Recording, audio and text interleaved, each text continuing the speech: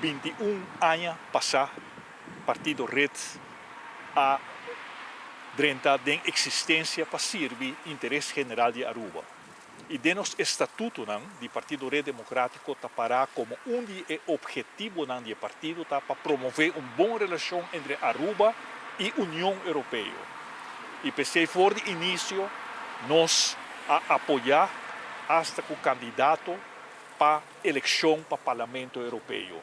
E pensei nós está aqui na AUE, diante da oficina de representação do governo de Holanda, onde ribe fecha simbólico aqui, me vai depositar meu voto para a eleição parlamentar de Europa, onde o dia 6 de junho vai eleger o representante novo do Parlamento Europeu.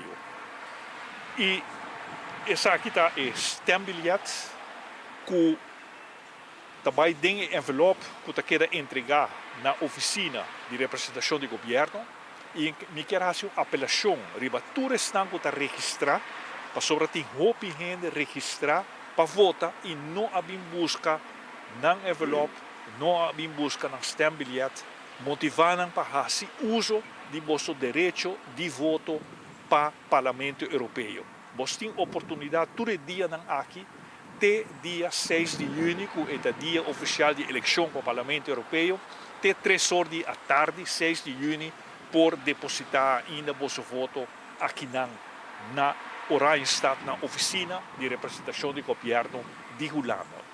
O Rijkswet, seu objetivo, maneira de escrever, está mais simples e está maramang de político no futuro, para não estar irresponsável com a placa de pueblo. E é outra vantagem de um Rijkswet que você tem um controle externo independente para o que está em manejo de placa de pueblo de Aruba. E isso é fundamental. Onde tem placa, mas tem controle